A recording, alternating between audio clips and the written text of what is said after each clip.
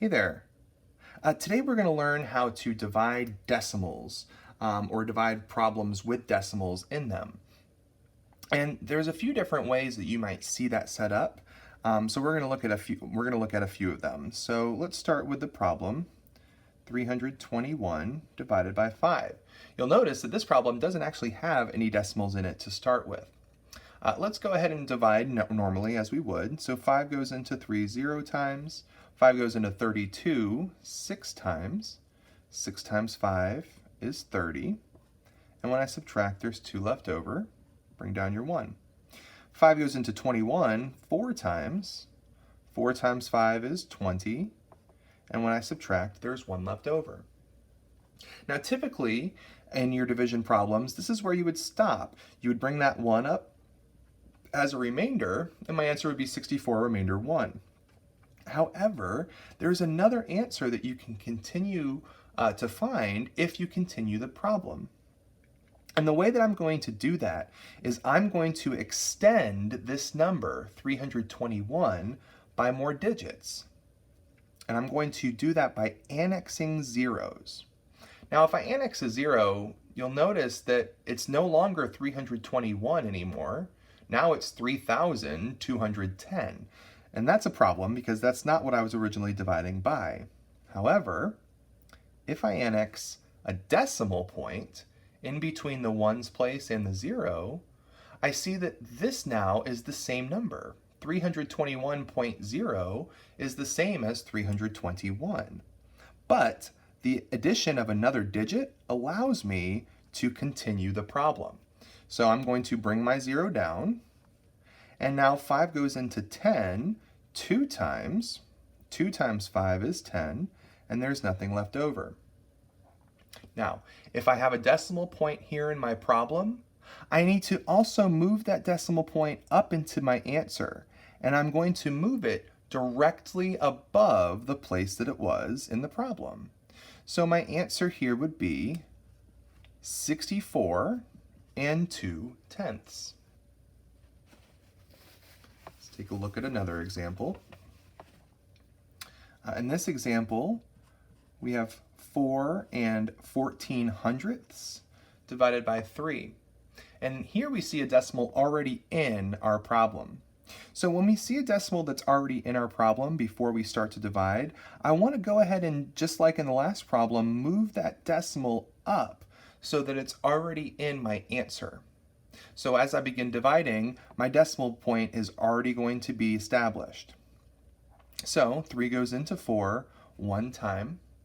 1 times 3 is 3, and there will be 1 left over after I subtract. Bring down your 1. 3 goes into 11 3 times. 3 times 3 is 9, and when I subtract, there's 2 left over. Bring down your 4. 3 goes into 24 8 times. 8 times 3 is 24, and there's nothing left over, so I can stop. And you'll see that my decimal point is already lined up in my problem. So my answer would be 1 38 hundredths. Let's try another example. In this example, we're going to see 2 decimal points. So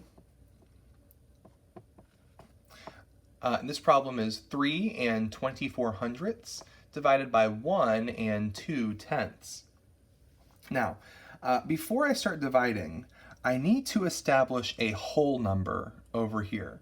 I cannot divide by a decimal, and really it's because I cannot make equal groups of 1.2 without it getting super messy. So what I'm going to do is I'm going to simply make 1.2 into a whole number by moving the decimal 1 place to the right. So if I move that decimal to the right, it turns from 1.2 into 12. Now, I have to balance my equation. So if I move my decimal point on this side, I also have to move it on this side in the exact same amount of jumps. So since I moved it once over here, I'm going to move it once over here. And now I have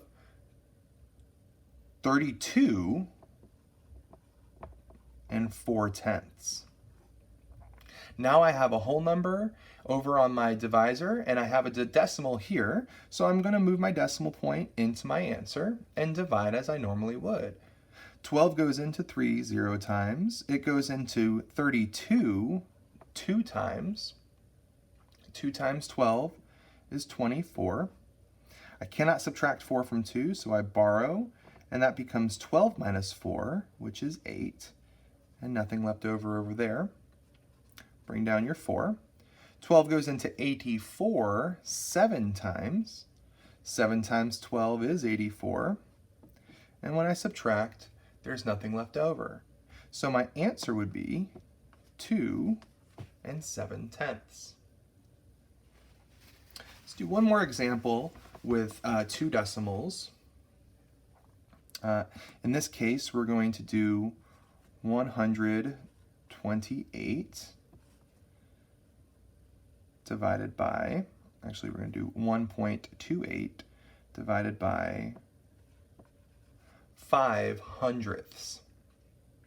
Okay, since I have 2 places that I need to move my decimal point here to make a whole number, if I move those decimal point 2 places to the right, that becomes a 5. But I also have to move my decimal point 2 places to the right on this side. So 2 places here, I also have to move it 2 places here. And now I really just have 128 divided by 5. So let's figure that out. 5 goes into 1 0 times. 5 goes into 12 2 times. 2 times 5 is 10. And when I subtract, there's 2 left over. Bring down your 8.